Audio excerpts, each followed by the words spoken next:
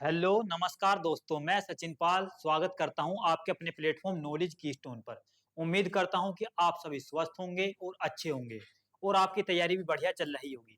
जैसे कि पता है आपको, एनटीपीसी के हमारे एग्जाम स्टार्ट होने वाले हैं, यानी 5 जून से 23 जून तक हमारी डेट आ चुकी है। कुछ दिनों में स्टेटस भी जारी हो जाएंगे, ठीक कि आपका एग्जाम कब है।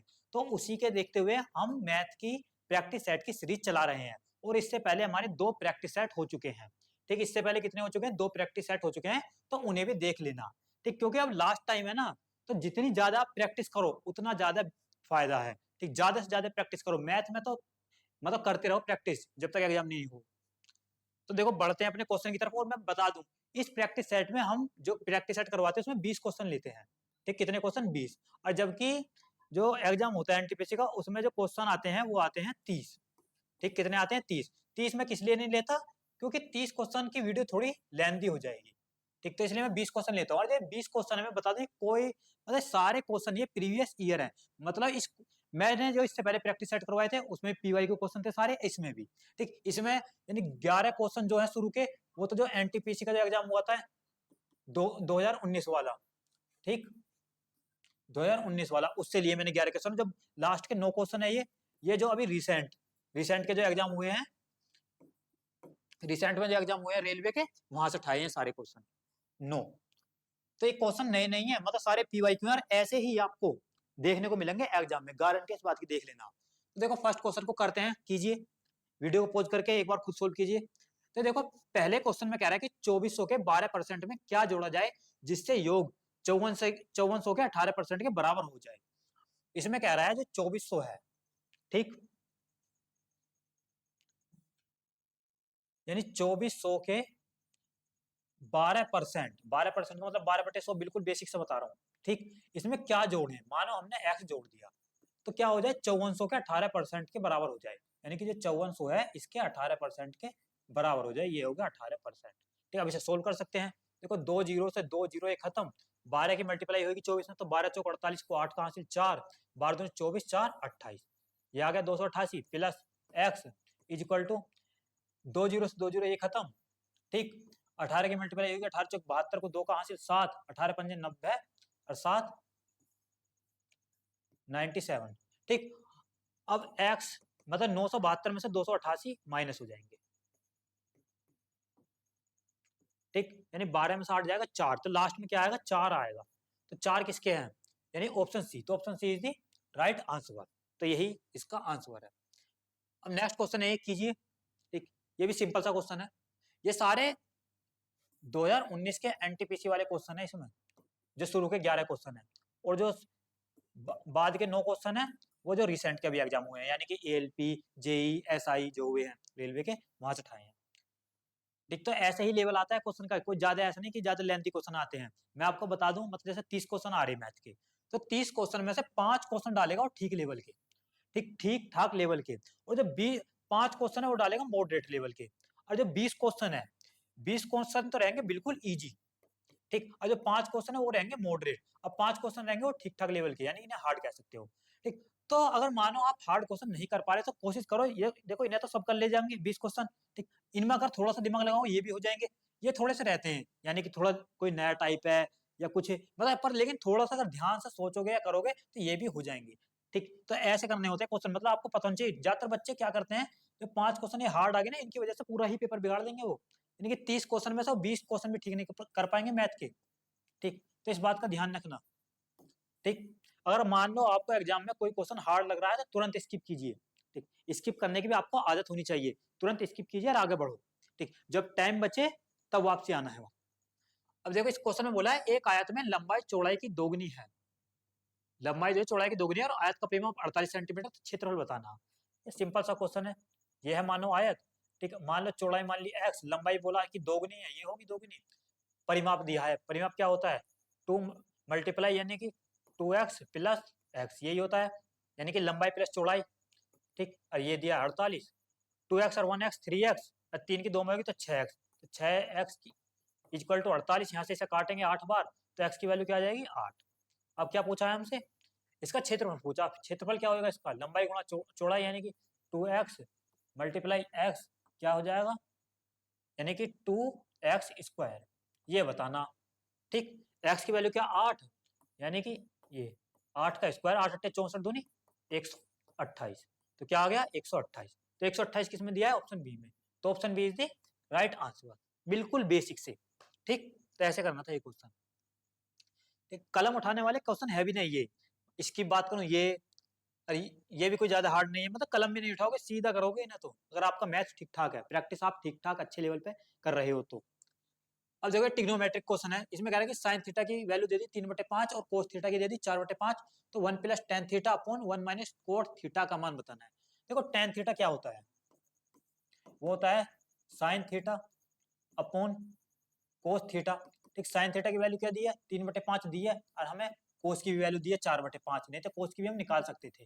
ठीक, किससे, ये पाइथागोरस थ्योरम से, यानी कि जैसे साइन थीटा की क्या दी थी 3/5, ठीक, यानी कि 3/5 ये, और यहाँ से फिर ये निकाल लेते, आधार 4 आ जाता। ठीक, लेकिन यहाँ कोस थीटा की वैल्यू दे दी हमें, 5 से 5 खत्म हो जाएगा, नीचे यहाँ बचेगा 3/4, तो ये आ गई टेन थीटा की वैल्यू। ठीक, और कोट थीटा की इसकी उल्टी आ जाएगी, कोट थीटा की निकालो तो क्या होता है, ये होता है 1/tan थीटा। ठीक, यानी कि 1/3/4, यानी कि ये हो जाएगा 4/3।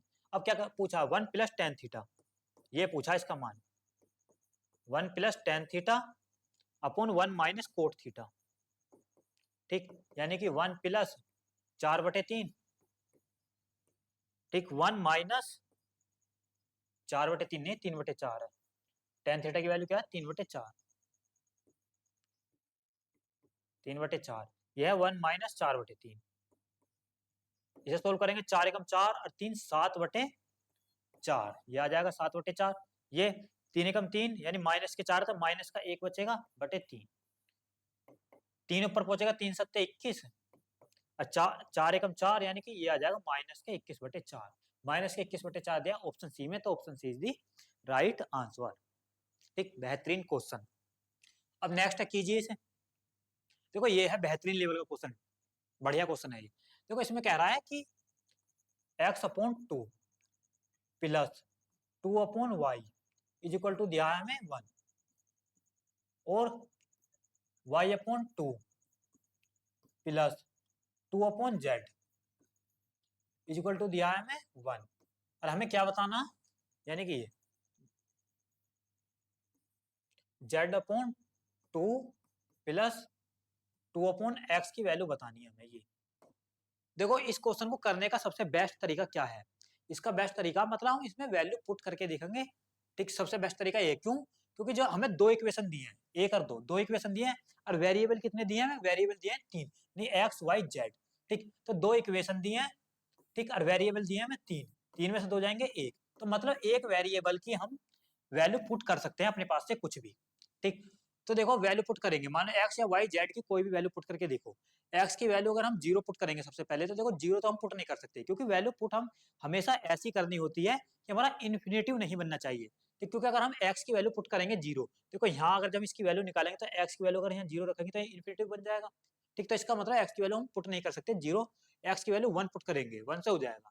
अगर इसमें मानो हमने एक्स की वैल्यू 1 पुट करी, ठीक, तो यहाँ बन जाएगा 1/2। ठीक, ये इधर चला जाएगा, यानी कि जो 2/y है ये, ठीक, 1 माइनस यहाँ 1/2 आ जाएगा ये वाला।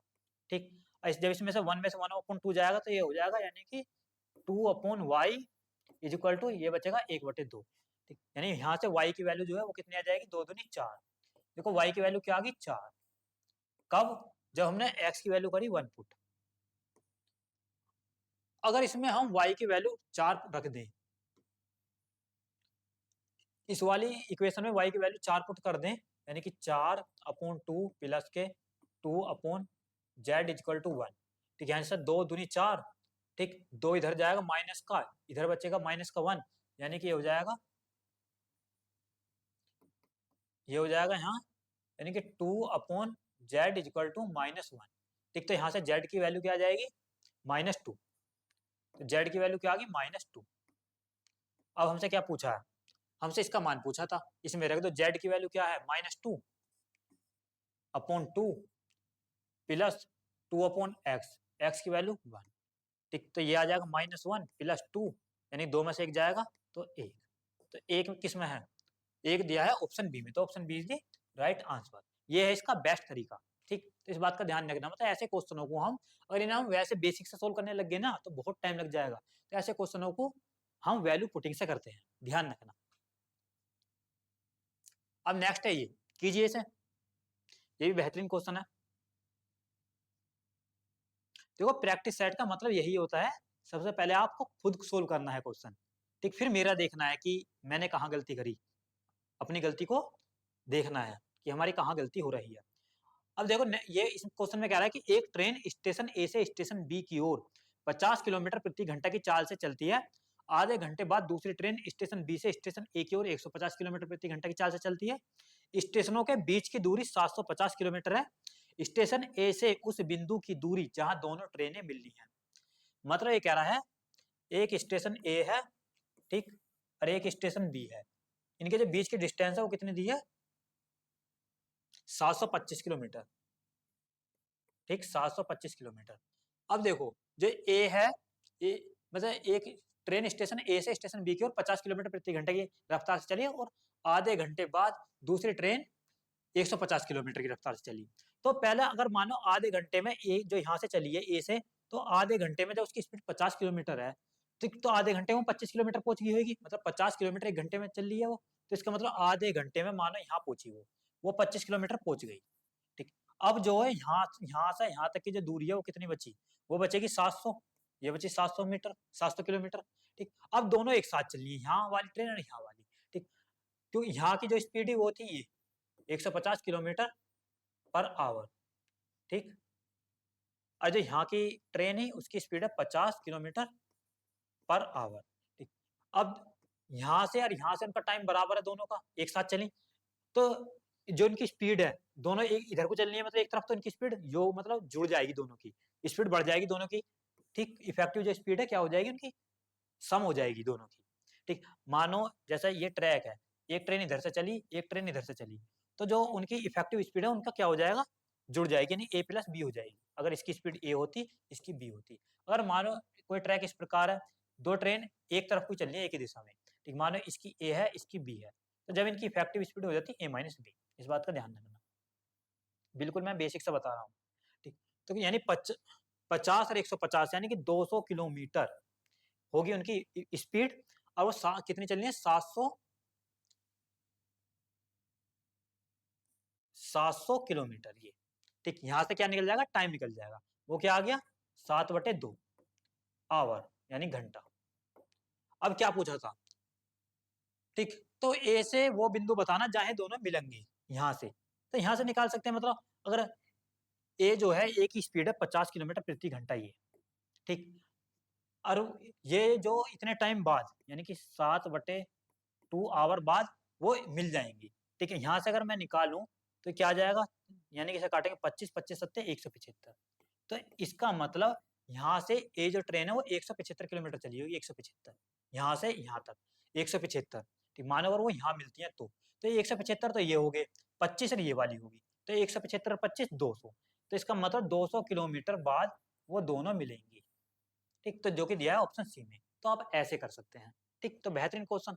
या आप ऐसे भी कर सकते हैं, तो देखो यहाँ से यहाँ का जो टाइमिंग है वो 7/2 यानी 3.5 घंटे आया, और आधा घंटा हमारा यहाँ भी आया। ठीक, इससे पहले तो इसका मतलब 4 घंटे हो गए टोटल, तो 4 घंटे की निकाल सकते हैं, मतलब 4 घंटे में एक कितनी दूर चलेगी, 50 की स्पीड थी, जब भी क्या था 4 5 20 ये रहा 200 किलोमीटर, ऐसे भी कर सकते थे। ठीक, अब बढ़ते हैं नेक्स्ट क्वेश्चन की तरफ। तो नेक्स्ट क्वेश्चन है ये, कीजिए। इस क्वेश्चन में बोला है एक रस्सी को 3 अलग अलग भागों में बांटा गया है। पहला भाग पूरी लंबाई का 1/5 है और रस्सी का दूसरा भाग पहले भाग का 3/2 है, तो तीसरा भाग रस्सी का कितना भाग है। बेहतरीन क्वेश्चन, मतलब कह रहा अगर रस्सी का जो पहला भाग है, ठीक, वो कितना 1/5 ही हुआ पहला भाग, और जो दूसरा भाग है वो पहले भाग का 3/2 है, यानी पहले भाग अगर 1/5 है तो उसका 3/2 है। ठीक, तो इसका मतलब कितना हो जाएगा, ये हो जाएगा 3/10। ये था हमारा पहला भाग, ये था दूसरा भाग, हमें क्या बताना है, तीसरा भाग बताना। तो तीसरा भाग यानी जो रस्सी है हमने वो कितनी मानी थी, एक मानी थी। ठीक, जब तो यानी एक में से अगर हम इन्हें घटा दें, पहला भाग और दूसरा भाग, यानी 1/5 प्लस 3/10, तो आज क्या आ जाएगा हमारा, तीसरा भाग ही आ जाएगा। ठीक, इसे सोल्व करेंगे अब, यानी कि 1 माइनस 10 एक मतलब एलसीएम लेकर कर लेंगे, तो एलसीएम नीचे क्या आएगा 10, ऊपर क्या आएगा 5 दूनी 10, यहाँ 3, 2 और 3 5 अपॉन 10, ये क्या आ जाएगा 1 माइनस 5 अपॉन 10, यानी कि ये, तो इसका मतलब 1 माइनस 5 दूनी 10 1/2, ठीक, और 1 में से 1/2 जाएगा तो बचेगा 1/2 ही, तो 1/2 किस में है, ये रहा, option C is the right answer. तो ऐसे करना था, सिंपल सा क्वेश्चन है। अब नेक्स्ट क्वेश्चन है, कीजिए मेंसुरेशन का। इसमें कह रहा है कि एक बेलन की ऊंचाई 14 सेंटीमीटर है और वक्र पृष्ठीय क्षेत्रफल यानी कि कर्व्ड सरफेस एरिया दिया है हमें 528 सेंटीमीटर स्क्वायर, तो बेलन का आयतन निकालना है, वॉल्यूम निकालना है बेलन का, ठीक, वॉल्यूम ऑफ सिलेंडर। अब देखो हमें जब आयतन ही निकालना था, हम ऑप्शन से चेक कर सकते हैं कौन सा 11 का मल्टीपल है, ठीक, 1 और 4 5 और 2 और 4 6, 5 में 6 जाएंगे, मतलब ये 11 का मल्टीपल नहीं है। 7 2 9, ये 11 का मल्टीपल है। 8 अरे 1 और 8 9 और 5 4 9, ये भी 11 का मल्टीपल है। 2 और 3 5 और 8 5 13, 13 में 5 जाएंगे 8, तो 11 का मल्टीपल नहीं है। तो देखो ये दो ऑप्शन जो है ये है 11 का मल्टीपल, और इन दोनों में से ही हमारा सही आंसर होगा। तो दो ऑप्शन तो हम ऐसे ही एलिमिनेट कर सकते हैं। अगर आपके पास एग्जाम में टाइम नहीं है तो आप ऐसे भी दो ऑप्शन को एलिमिनेट कर सकते हैं जल्दी से जल्दी सोल्व करने के लिए। और मान लो इसमें एक ही ऑप्शन होता 11 का मल्टीपल, तो सीधा उसे मारा टिक और आगे बढ़ गए, क्योंकि हमें ऑप्शन भी देखना पड़ता है। अब देखो मैं अगर इसे करवाऊं बिल्कुल बेसिक से, वक्र पृष्ठ क्षेत्रफल यानी क्या होता है, फॉर्मूला बेलन का वो होता है 2 पाई आर एच, इसकी वैल्यू कितनी दी है हमें 528, ये यहाँ से हम क्या निकालेंगे आर की वैल्यू निकाल लेंगे, ठीक है, 2 पाई की वैल्यू क्या 22/7, ठीक, आर की वैल्यू यहाँ से निकालेंगे, हाइट दी है हमें कितनी 14 सेंटीमीटर, ये इज इक्वल टू 528, इसे सोल्व करेंगे 7 दूनी 14, ठीक, 2 दूनी 4 और 4 से डायरेक्ट काटेंगे तो 4 एकम 4, 4 के 12, 4 दूनी 8, यहाँ क्या बचेगा 22, आर यहाँ 132, 6 दूनी 12 6, यानी 22 से डायरेक्ट कट जाएगा ये 6 बार, तो आर की वैल्यू कितनी आ जाएगी 6, आर की वैल्यू आ गई 6, हम निकाल सकते हैं आयतन, ठीक, आयतन का फॉर्मूला क्या होता है, वो होता है पाई आर स्क्वायर एच, बेलन का, पाई की वैल्यू 22/7, आर क्या आया हमारा 6, यानी कि 6 का स्क्वायर 36, और एच हमारी हाइट दिया 14, 7 दूनी 14, ठीक, 36 दूनी 72, 72 की मल्टीप्लाई जगह 22 में होगी,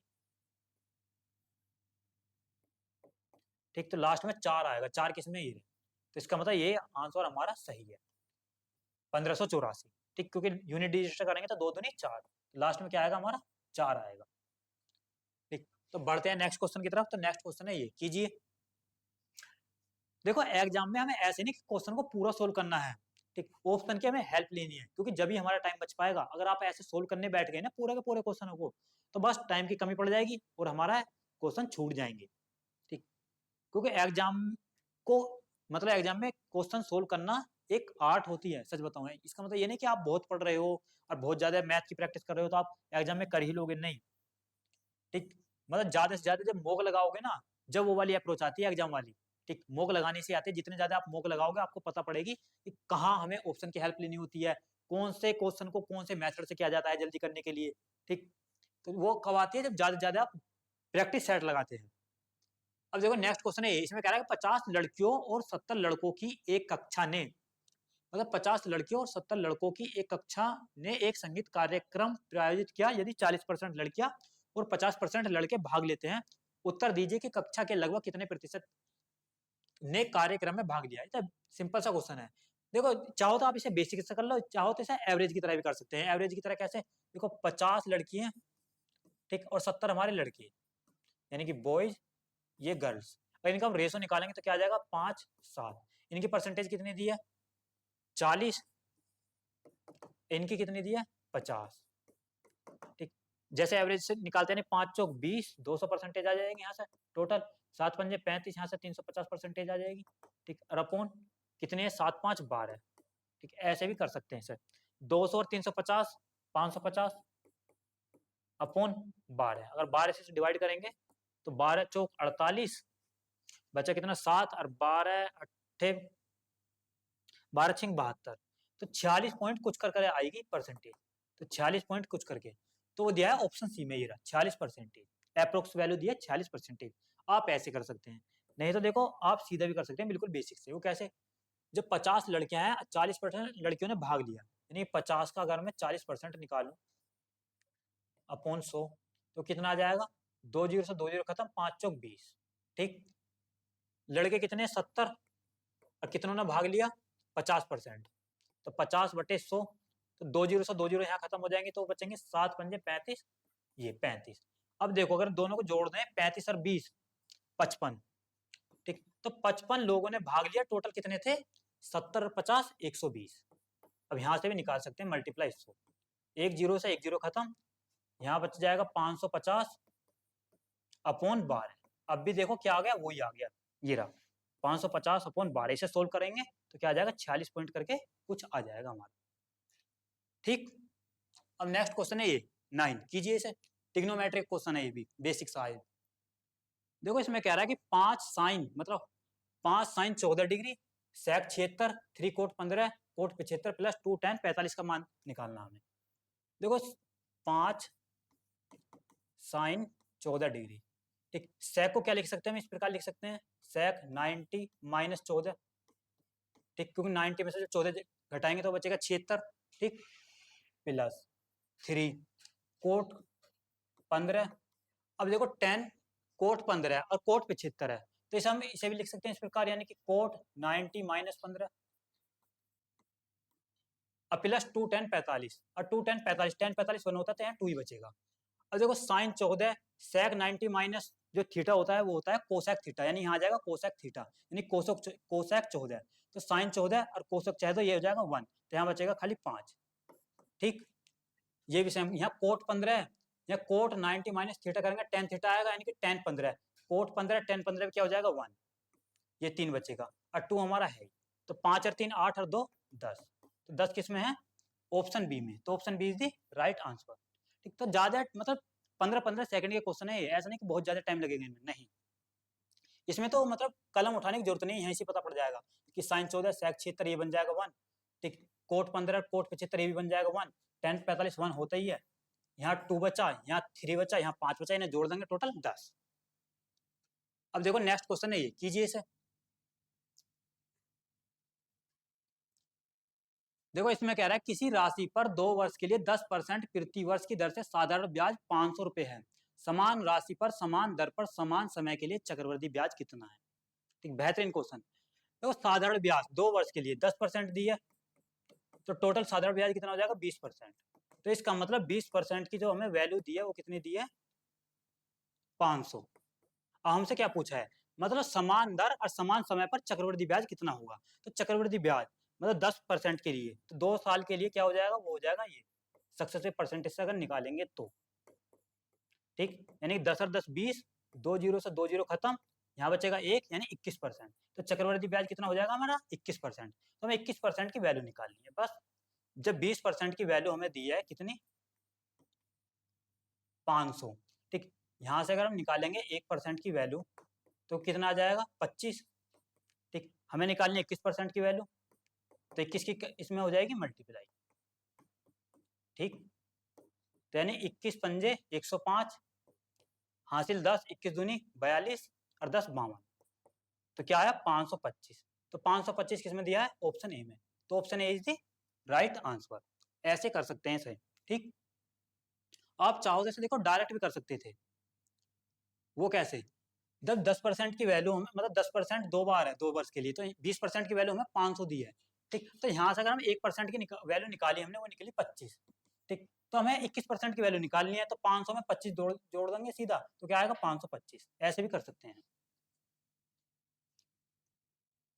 अब देखो नेक्स्ट क्वेश्चन है ये, बेहतरीन क्वेश्चन, कीजिए इसे।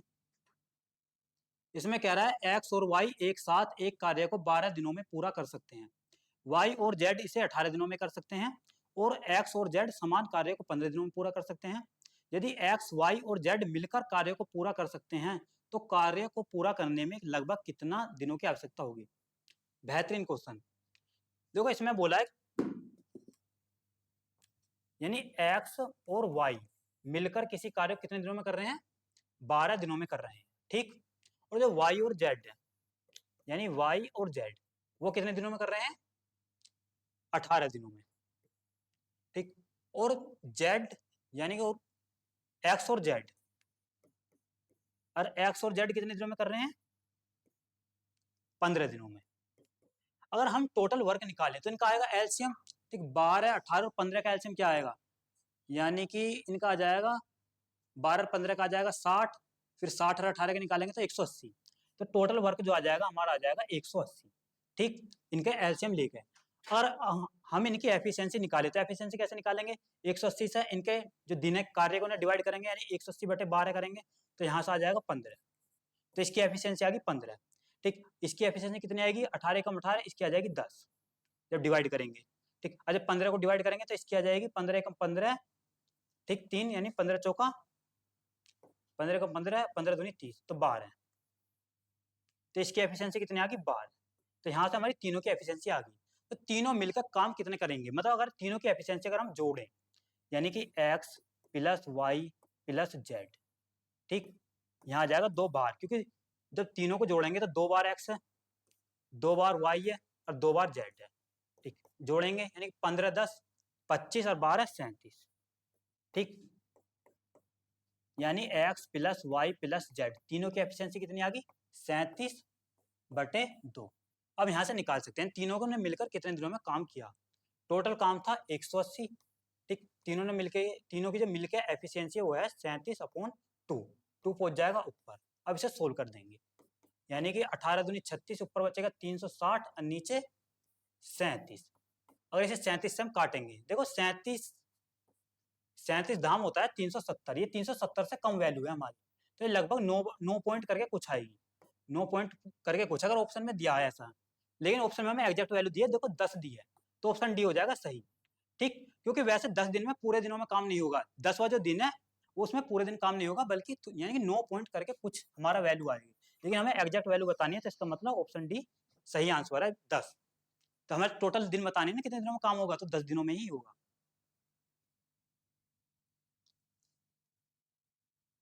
अब देखो नेक्स्ट क्वेश्चन एक कीजिए सर।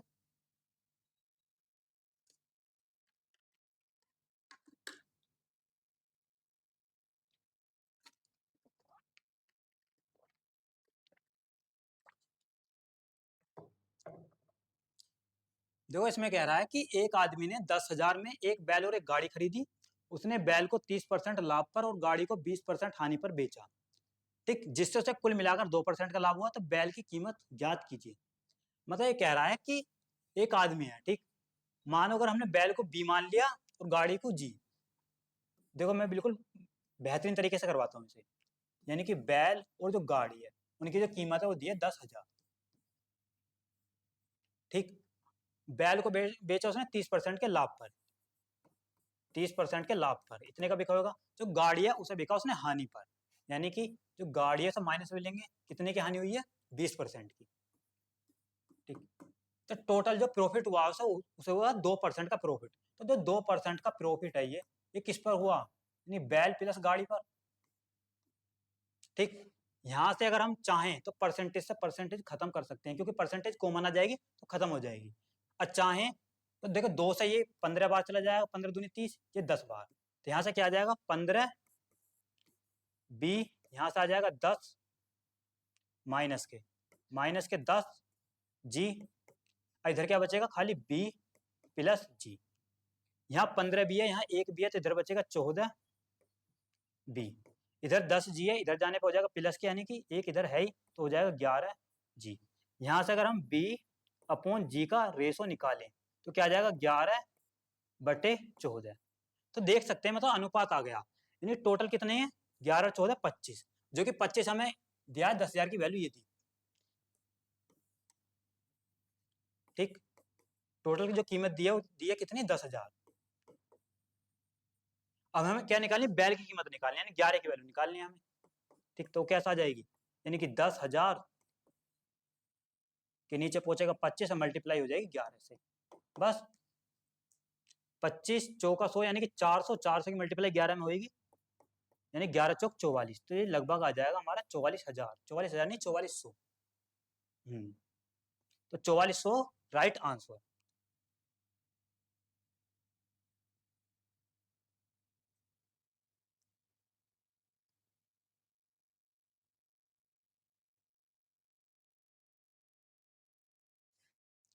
ये रहा ऑप्शन बी राइट 4400। ठीक, अगर हम यहाँ से भी कर सकते थे, जब हमें पता पड़ गया कि बैल की जो कीमत है वो 11 का मल्टीपल होगा, तो 11 का मल्टीपल देख सकते हैं, वो एक ही ऑप्शन है 44। ये भी 11 का मल्टीपल नहीं है, ये भी 11 का मल्टीपल नहीं है, ये भी नहीं है, तो हमें आगे सोल्व करने की जरूरत नहीं थी। ठीक, यहीं से हम चेक कर सकते थे 11 का मल्टीपल जो है वही हमारा आंसर होगा। अब नेक्स्ट क्वेश्चन एक कीजिए इसे।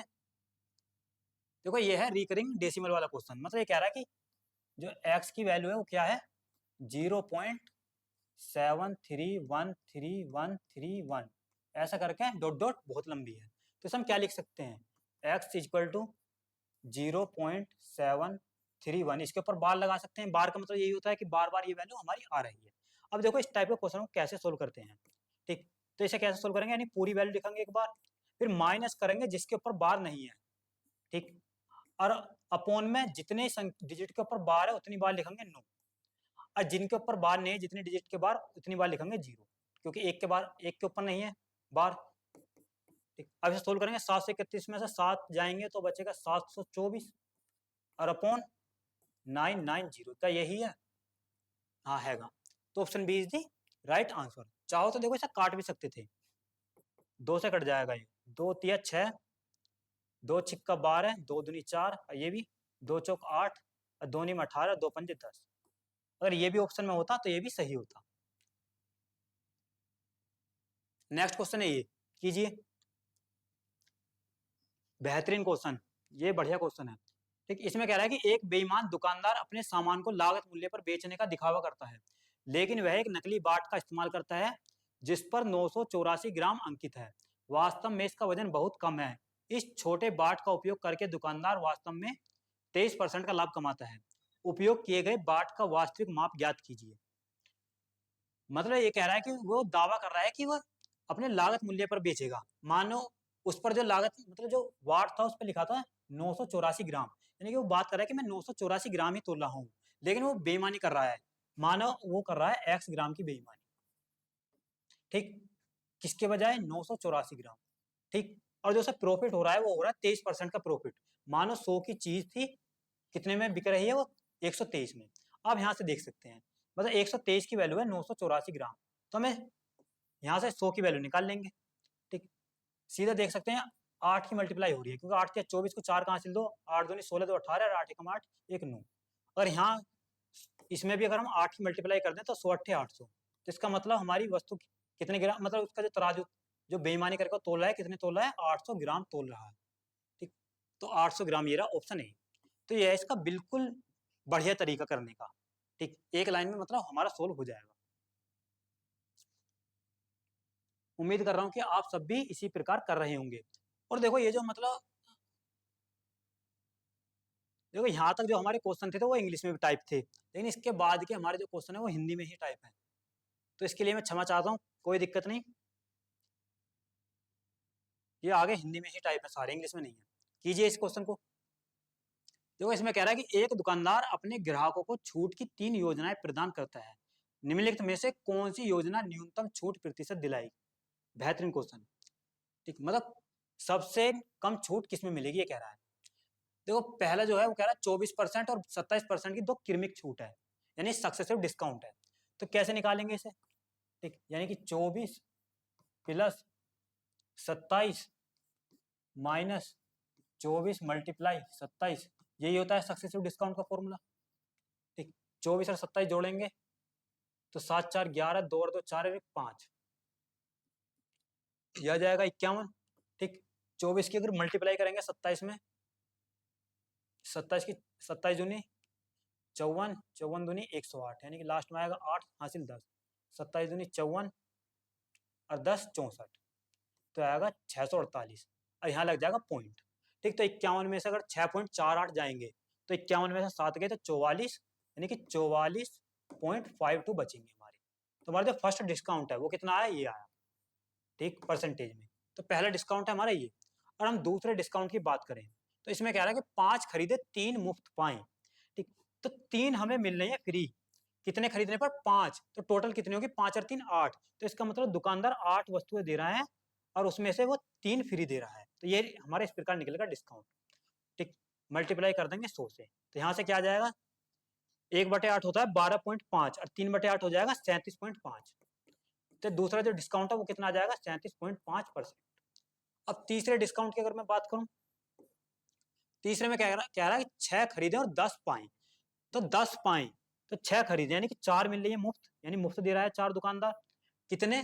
10 पर 10 वस्तु दे रहा है जिसमें 4 वो फ्री दे रहा है, तो डिस्काउंट आ जाएगा ये मल्टीप्लाई 100। 1 जीरो से 1 जीरो खत्म, यानी कि यहां से आ जाएगा 40%। तो ये डिस्काउंट कितना है 40%। अब सबसे कम डिस्काउंट किसका है यही पूछा था। तो आप देख सकते हैं इसमें 40 है, इसमें 37.5 है, इसमें 44.52 है, तो इसका मतलब ये है सबसे कम डिस्काउंट। तो यानी ऑप्शन बी, यानी कौन सा, ये सेकंड वाला। तो सेकंड किसमें? ऑप्शन डी में। तो यानी कि ये रहा। तो इस बात का ध्यान रखना, देखो ज्यादातर बच्चे में बताओ इसमें गलती कहाँ करते हैं। जैसे इस वाला क्वेश्चन है, 5 खरीदे 3 मुफ्त पाए, तो डिस्काउंट निकाल देंगे 5 पर, 3/5। नहीं, ऐसा नहीं करना, ठीक। क्योंकि दुकानदार तो 8 वस्तुएं दे रहा है ना, 3 और 5 जो फ्री वाली है वो भी, और जिनके वो पैसे ले रहा है वो भी। तो टोटल वस्तुएं दुकानदार की तरफ से कितनी गई 8, और जिसमें से उसने 3 वस्तु दी है फ्री। तो दुकानदार की तरफ से जो डिस्काउंट रहेगा वो रहेगा 3/8, ठीक। अगर लेकिन वहीं इसी क्वेश्चन में अगर ऐसे पूछ लेता, मानो किसी भी कस्टमर को 5 खरीदने पर 3 मुफ्त मिल रही है, तो कस्टमर को कितना बेनिफिट यानी कि लाभ प्रतिशत है। तो यहां से अगर हम कस्टमर की तरफ से देखें कि उसे लाभ परसेंटेज में कितना हो रहा है, तो उसे 3 का लाभ हो रहा है 5 पर, क्योंकि 5 तो वस्तु खरीद रहा था, 3 उसे फ्री मिल रही है, तो यहां से उसका लाभ परसेंट निकल जाता। लेकिन अगर दुकानदार की तरफ से देखें कि कितना डिस्काउंट दे रहा है, तो 3 का डिस्काउंट दे रहा है कितने पर? 8 पर। ये तो इस बात का ध्यान रखना, ज्यादातर बच्चे इनमें कंफ्यूज हो जाते हैं और गलत कर देते हैं क्वेश्चनों को। नेक्स्ट है, कीजिए। देखो इसमें कह रहा है 3 परिवारों की कुल आय 72,000 है, उनके व्यय दिए क्रम से 80%, 85% और 75%। यदि बचत का अनुपात 8:9:20 है, तो दूसरे परिवार की आय क्या है? बेहतरीन क्वेश्चन। देखो बचत का अनुपात दिया हमें ये 8:9:20, ये क्या है? सेविंग का रेशो। अब मैं आपको बताऊं एक बात, जैसे इसका जो खर्चा वो 80%, दूसरे का 85, तीसरे का 75।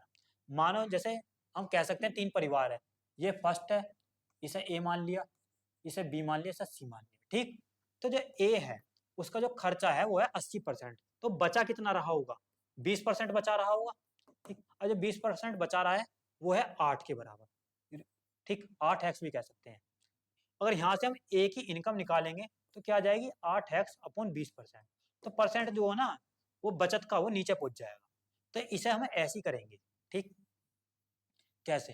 तो ये हमें दिया सेविंग का रेशो, अगर हम यहाँ से इनकम का रेशो निकालें तो कैसे आएगा? देखिए 8 रेशो में उसकी बचत थी, ठीक। कितना बचा रहा है? 20% तो बचा रहा है, तो यहाँ से इनकम आ जाएगी, अनुपात, ठीक। इसकी 9 है, ये 85% खर्च कर रहा है, तो बचा कितना रहा है? 15%, 15 से डिवाइड कर देंगे, ठीक।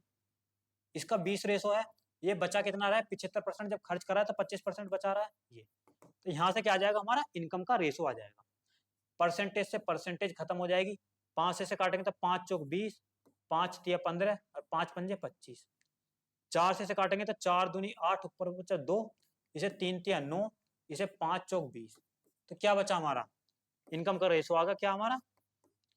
2:3:4, ये आ गया इनकम का रेशो। अब क्या पूछा था? दूसरे परिवार की आय बतानी है। 2 और 3 5 4 9, तो 9 हमारी टोटल इनकम बैठेगी जो कि कितनी दी है? 72,000। ये तो यहां से 9 अट्ठे 72, तो एक की वैल्यू कितनी आ जाएगी? 8,000। हमें किसकी भी वैल्यू निकालनी है? 3 की, दूसरे परिवार की इनकम जो कि है 3, तो 3 की हो जाएगी इसमें मल्टीप्लाई, तो 3 अट्ठे 24,000। तो दूसरे परिवार की इनकम कितनी हो जाएगी? 24,000। बेहतरीन क्वेश्चन था ये, तो option D is the right answer. अब नेक्स्ट क्वेश्चन है, कीजिए। इसमें कह रहा है दो संख्याएं 3:5 के अनुपात में है, यदि प्रत्येक में से 13 घटा दिया जाए तो नई संख्याएं 10:21 के अनुपात में होंगी। यदि प्रत्येक मूल संख्या में 15 जोड़ दिया जाए तो अनुपात क्या होगा? देखो ये कैलकुलेशन है और कुछ नहीं। मतलब ये संख्या 3:5 के रेशो में है, तो हम मान सकते हैं 3x संख्या और दूसरी मान सकते हैं 5x। इसमें से बात कर रहा था 13 घटा दूंगा, प्रत्येक में से घटा दी 13, जो इनका अनुपात है वो कितना हो जाता है? 10:21, यही हो जाता है। तो यहाँ से हमारी ये बनेगी इक्वेशन। इसे सोल्व करेंगे और एक्स की वैल्यू निकालेंगे। सबसे पहले देखो 21 थी 63x, और 21 की जब 13 में करेंगे तो 13 × 21, इज इक्वल टू 10 पंजे 50 एक्स, 10 की 13 में करेंगे तो माइनस के 13 मल्टीप्लाई 10, ठीक, 63 एक्स और 50 एक्स, इधर हो जाएगा 13 एक्स, इधर जाने पे प्लस का हो जाएगा, यानी कि 13 मल्टीप्लाई 21, इधर ये है माइनस का 13 मल्टीप्लाई 10। अब देखो 13 ले लेंगे कॉमन, कह सकते हैं 13 से 13 ये खत्म हो जाएगा, तो एक्स की वैल्यू क्या बचेगी, यानी 21 माइनस 10, ये 21 माइनस 10, तो कह सकते हैं हम 21 में 10 जाएगा 11, तो एक्स की वैल्यू क्या आ गई, 11 आ गई।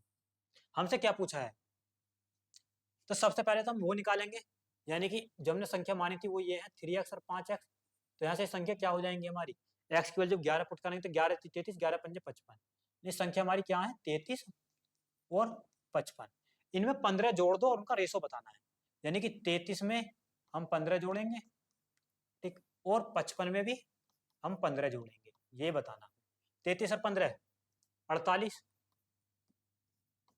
ठीक, 55 और 15 70, 2 से 1 कट सकते हैं तो इन्हें काटेंगे तो 24 दूनी 48, 35 दूनी 70, तो 24/35 क्या आ गया हमारा 24/35, ये रहा ऑप्शन ए, यानी कि 24:35, ठीक, तो ऐसे कर सकते हैं, बिल्कुल बेसिक से, मतलब कैलकुलेशन है इस क्वेश्चन में और कुछ नहीं। नेक्स्ट एक कीजिए, इसमें कह रहा है कि यदि मूवी टिकट की कीमत 26% बढ़ जाती है और सीटों की संख्या 12% कम हो जाती है, तो एकत्रित राजस्व में प्रतिशत परिवर्तन क्या होगा, रिवेन्यू बताना, यानी प्राइस बढ़ा हमारा 26% से और नंबर ऑफ सीट बढ़ी कम हुई 12% से। देखो इसे हम सक्सेस परसेंटेज से कर सकते हैं, वो कैसे, यानी कि ये वाला जो फॉर्मूला होता है हमारा a+b/100, क्योंकि पहले हमारी बढ़ रही है फिर घट रही है, तो 26% से बढ़ी तो प्लस के 26, फिर घटी 12% तो माइनस के 12, प्लस 26 माइनस 12 मल्टीप्लाई में अपॉन 100, 26 में से 12 जाएंगे तो 14, माइनस बाहर आ जाएगा, 12 छिंग 72 को 2 कहाँ से 7, 12 दूनी 24 और 7 31, पॉइंट लग जाएगा यहाँ, तो 14 में से 3.12 जाएंगे अगर, तो बचेगा 10.88, तो हमारा 10.88% हमारा क्या लाभ होगा ओवरऑल, जो कि दिया है ऑप्शन बी में, तो option B is the right answer. देखो चाहो तो आप इसे ऐसे भी कर सकते हो, मैं बताता हूँ, हमें राजस्व में प्रतिशत, यानी कि जो रिवेन्यू है उसका जो फॉर्मूला होता है वो होता है प्राइज इंटू, यहाँ दिए नंबर ऑफ सीट्स, यानी कि एन मान सकते हैं, प्राइज में उसने बात करी कि 26% से बढ़ी, तो यानी कि 100 थी अगर वो, तो वो 126 हो जाएंगी ये, और जो हमारी नंबर ऑफ सीट है वो 12% से कम हुई, और मानो वो 100 थी तो वो 88 हो जाएंगी, ऐसे भी कर सकते हैं, और इन्हें हम काटें, ठीक, यानी 50 दूनी 100, यहाँ से तो 2 से काटना, 2 छिक्का 12, 2 तिया 6, ठीक, इसे काटेंगे तो 22 चौक 88, 25 चौका 100, इसे काटेंगे तो 25 दूनी 50, ये 11 दूनी 22, तो ऊपर क्या बचा 63 मल्टीप्लाई 11, नीचे 25 मल्टीप्लाई 25, 63 की मल्टीप्लाई 11 में करें तो 11 थी 33, 11 छिंग 66 और 3 69 अपॉन 625, अब यहाँ से भी कर सकते हैं, पहले 625 थी अब कितनी होगी 693, तो कितनी बढ़ी, 693 से जब 625 जाएगा तो कितनी बढ़ेंगी, यानी कि 13 में से 5 जाएगा 8, और 8 में से 2 जाएंगे 6, 68 हमारी बढ़ी किस पर 625 पर, इसे अगर हम परसेंटेज में निकालेंगे तो मल्टीप्लाई 100, ऐसे भी कर सकते हैं। अभी क्या आएगा हमारा, ये आएगा 10.88%, जो कि दिया है हमें ऑप्शन बी में, तो आप चाहो तो ऐसे भी कर सकते हो, लेकिन मेरा मानना है कि आप इससे कीजिए, यह है इसका बेहतरीन मेथड। नेक्स्ट क्वेश्चन ये कीजिए, इसमें कह रहा है 6 सेंटीमीटर भुजा वाले घन से बनाए जा सकने वाले सबसे बड़े गोले का आयतन, तो गोले का आयतन पूछा है, पॉइंटों में वैल्यू दी है, मतलब हम इसमें 11 का मल्टीपल चेक कर सकते हैं, नहीं अगर ये अप्रोक्स, मानो अगर ये अप्रोक्स वैल्यू दी है तो फिर हमारा 11 का मल्टीपल चेक करने का कोई फायदा नहीं है, 11 का मल्टीपल हम जब ही चेक करते हैं जब हमारी वैल्यू बिल्कुल परफेक्ट दी हो, ठीक, इस बात का ध्यान रखना।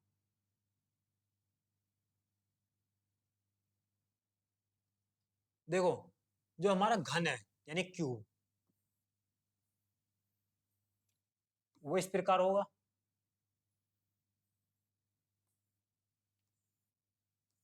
ठीक, तो इसने बोला 6 सेंटीमीटर भुजा वाला, यानी कि उसकी ये भी 6 सेंटीमीटर होगी, ये भी 6, और ये भी हमारी 6 होगी, इसमें सबसे बड़ा गोले जो गोला जो बनेगा इस प्रकार बनेगा, सबसे बड़ा ये। तो इसका मतलब ये जो इसका डायमीटर है ये हो जाएगा 6। तो डायमीटर जब 6 हो जाएगा यानी व्यास, तो त्रिज्या कितनी हो जाएगी इसकी 3। तो जो गोले की त्रिज्या है वो आ जाएगी हमारी 3। तो यहाँ से हम इसका आयतन निकालेंगे, जो फॉर्मूला क्या होता है 4/3 पाई आर की क्यूब। ठीक, यानी कि वैल्यू पुट कर देंगे आर की पास, 4/3 मल्टीप्लाई पाई की वैल्यू 22/7, आर की क्यूब का मतलब 3 की क्यूब करेंगे जब आ जाएगा 27। ये 27 3 से काटेंगे, 3 9 27। ठीक, अब जब मल्टीप्लाई करेंगे 9 चौक 36, 36 की 22 में करेंगे तो क्या आएगा, 36 दूनी 72 को 2 का हासिल 7, 36 दूनी 72 और 7 79। अब अपॉन 7 है, 7 से अगर जब हम इसे डिवाइड करेंगे तो 7 एकम 7 और 7 एकम 7 2 9, 7 या 21, तो 113 पॉइंट करके कुछ आएगा। तो 113 पॉइंट करके कुछ दिया ये रहा ऑप्शन बी में। तो option B is the right answer. अब नेक्स्ट क्वेश्चन है ये, जो कि हमारा लास्ट क्वेश्चन है, कीजिए। ये भी बेहतरीन क्वेश्चन है। इसमें कह रहा है कि क्रमशः 80 किलोमीटर प्रति घंटा और 120 किलोमीटर प्रति घंटा की गति वाली दो ट्रेनें 500 किलोमीटर दूर हैं और एक दूसरे के आमने सामने हैं। पार करने से 10 मिनट पहले उनके बीच की दूरी ज्ञात कीजिए। बेहतरीन क्वेश्चन, एक बार इसे खुद सोल्व कीजिए। मेरा मानना है कि इसे एक बार खुद सोल्व करके देखो, फिर मैं देखो इसका बेहतरीन तरीका बताऊंगा। एक लाइन में हो जाएगा क्वेश्चन, एक लाइन में। देखो इसका बेहतरीन तरीका क्या है, हमें 10 मिनट पहले उनके बीच की दूरी ही तो निकालनी है, दूरी निकालनी है बस 10 मिनट पहले।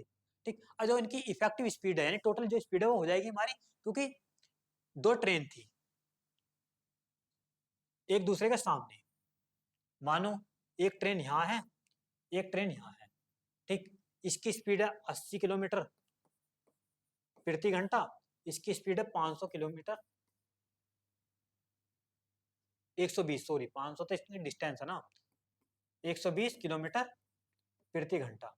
ठीक, अब 500 किलोमीटर ये क्या दिया है डिस्टेंस ये। अब दोनों ट्रेन एक दूसरे की तरफ बढ़ रही हैं, तो जो इनकी स्पीड है वो कितनी हो जाएगी, 80 और 120, ये हो जाएगी जो कि 200। ये होगी हमारी क्या स्पीड। ठीक, अब देखो हमें बताने 10 मिनट पहले उनके बीच की दूरी कितनी होगी। तो यहाँ से 10 मिनट की हम 10 मिनट के हिसाब से हम क्या निकाल देंगे, डिस्टेंस निकाल देंगे। स्पीड ये गई, टाइम क्या आ जाएगा हमारा, यानी कि दूरी का जो फॉर्मूला होता है वो होता है यानी कि डिस्टेंस का, यानी कि स्पीड इंटू टाइम, चाल मल्टीप्लाई समय। ठीक, स्पीड कितनी आ गई हमारी 200 आ गई। 10 मिनट पहले की बात कर रहा था तो 10 मिनट को ऐसे लिख लेंगे 10/60, क्योंकि ये हमें क्या में दिया है, मिनट में दिया है। ठीक, 10 जो है मिनट में, तो हमें घंटे में बदलेंगे तो 10/60 करेंगे। एक जीरो से एक जीरो खत्म हो जाएगा, तो ये क्या आ जाएगा 200/6। 200/6 को जब हम डिवाइड करेंगे यानी 6 18 33 पॉइंट करके 33 ये आ जाएगी डिस्टेंस हमारी किलोमीटर में। तो जो कि किस में दिया है, ऑप्शन बी में। तो option B is the right answer. तो ये है इसका बेहतर तरीका। अगर आप इसे बेसिक से करोगे तो मैं वो भी बता देता हूँ कैसे होगा। ठीक, जैसे इधर ए इधर बी, इनकी डिस्टेंस है 500 किलोमीटर, इसकी स्पीड थी 80 किलोमीटर प्रति घंटा, इसकी कितनी थी 120 किलोमीटर प्रति घंटा। ठीक, हमें 10 मिनट पहले की डिस्टेंस बतानी थी। देखो जब अगर मैं बात करूं 80 यानी 500 किलोमीटर जब वो एक दूसरे की तरफ चलेंगे तो उनकी टोटल स्पीड हो जाएगी 80 और 120 200। ठीक, यानी कि 500 किलोमीटर जब वो चली 200 की स्पीड से, मान लो वो कहीं यहाँ मिलेंगी, हमें नहीं पता कहाँ मिलेंगी। ठीक, तो वो यहाँ से हमारा टाइम आ जाएगा। ठीक, टाइम कितनी देर बाद वो मिलेंगी, तो क्या आ जाएगा 5/2 घंटा। 5/2 क्या आ गया हमारा, घंटा आ गया, यानी आवर में। क्योंकि जो टाइम का फॉर्मूला क्या होता है, वो होता है दूरी बटे चाल। दूरी है 500 किलोमीटर, चाल है हमारी 200, दोनों की जब मिल जाएंगे क्योंकि दोनों एक दूसरे की तरफ चल रही हैं। ठीक, तो यहाँ से हमारा यानी 5/2 घंटा आ गया। अगर इसे हम मिनट में बदलें यानी कि 5/2 मल्टीप्लाई कर देंगे 60 से, तो इसे काटेंगे 60 को 30 बार, 30 30 पंजे 150, तो हमारी यहाँ से क्या आ जाएगी 150 मिनट। तो 150 मिनट में वो मिलेंगे। ठीक, मानो यहाँ मिलेंगे, वो हमें नहीं पता कहाँ मिलेंगे, तो 150 मिनट में वो मिलेंगे। हमें 10 मिनट पहले बतानी है कि क्योंकि जब यहाँ से भी चला यहाँ आ जाएंगे 150 मिनट यहाँ मिल जाएंगे 150 मिनट में, 10 मिनट पहले मानो जो ट्रेन ए थी वो यहाँ थी, अब बी है यहाँ, ठीक। अगर 10 मिनट का हम गैप निकालें, ठीक, मानो इतना गैप है, तो वो वाली डिस्टेंस बतानी है, ठीक। तो इसका मतलब 140 मिनट में वो कहाँ रहेंगे, हम वो निकाल सकते हैं। यानी कि 140 मिनट में, ठीक, 140 मिनट में अगर मैं एक ही बात करूं, ठीक, मतलब जैसे कह सकते हैं 140 मिनट में दोनों की बात कर रही थी लोग, एक ही नहीं दोनों की, तो स्पीड कितनी थी 200, ठीक। अगर यहां से हम देखो चाल बराबर दूरी बटे समय होता है, ठीक। हमारी यहाँ से 150 मिनट आ गई और हम 10 मिनट निकाल हटा दें तो बची हमारी 140 मिनट, ठीक। तो यहाँ से हम निकाल सकते हैं, डिस्टेंस निकालेंगे सबसे पहले, यानी डिस्टेंस कितने कवर करेंगे दोनों मिलके। तो डिस्टेंस क्या होती है, यानी स्पीड इनटू टाइम, ठीक। स्पीड हमारी 200 ही थी, अब वो 140 मिनट में कितना चले, तो 140 मिनट इसे हम बदलेंगे घंटे में, तो 60 से कर देंगे डिवाइड, ठीक। खत्म जीरो से जीरो, ठीक। और वो 2 से इसे काटेंगे 3 बार, यानी यहाँ ऊपर हो जाएगा 1400 बटे 3, तो 140 मिनट में वो इतना चलेंगे, ठीक। अब हम निकाल सकते हैं, अगर मानो, ठीक, टोटल डिस्टेंस कितनी है 500 किलोमीटर, अगर इसमें से हम जो 140 मिनट में चलेंगे इसे घटा दें तो वो 10 मिनट की ही डिस्टेंस बचेगी, ये 1400/3। ये बड़ा कैलकुलेटिव हो रहा है, इससे आपको करना नहीं है, वैसे मैं बता रहा हूँ बिल्कुल बेसिक से। इसे सोल्व करेंगे तो 3 पंजे 1500, 1500 में से 1400 जाएंगे तो बचेगा 100, 100/3। अब भी क्या आ गया देखो, यही आ गया 33.33 किलोमीटर। अब इनकी डिस्टेंस बची, ठीक, 10 मिनट पहले इतनी डिस्टेंस उनके बीच बचेगी। तो आप चाहो ऐसे भी कर सकते हो, ये था इसका बेसिक वाला मेथड, लेकिन मेरा मानना आप ऐसे कीजिए, ठीक। तो यही हमारे क्वेश्चन थे। उम्मीद करता हूँ आपको वीडियो अच्छी लगी होगी और आपके समझ में भी आया होगा, और आप ऐसे ही अपनी तैयारी को जारी रखिए जब तक आपका एग्जाम नहीं हो जाता, ठीक। ज़्यादा से ज़्यादा प्रैक्टिस कीजिए, ठीक, और मिलते हैं नेक्स्ट क्लास में, ठीक। और मतलब आप प्रॉपर तरीके से रिवीजन करते रहो, क्योंकि ये रिवीजन का ही टाइम है, लास्ट टाइम जो होता है ना वो रिवीजन का टाइम होता है, इसमें कुछ नया नहीं पढ़ना, लास्ट टाइम में कुछ नया नहीं पढ़ना होता, बल्कि जो तुमने अब तक पढ़ा है उस पर ही फोकस करो और रिवीजन करो ज़्यादा से ज़्यादा, ठीक। तो मिलते हैं नेक्स्ट वीडियो में, थैंक यू दोस्तों।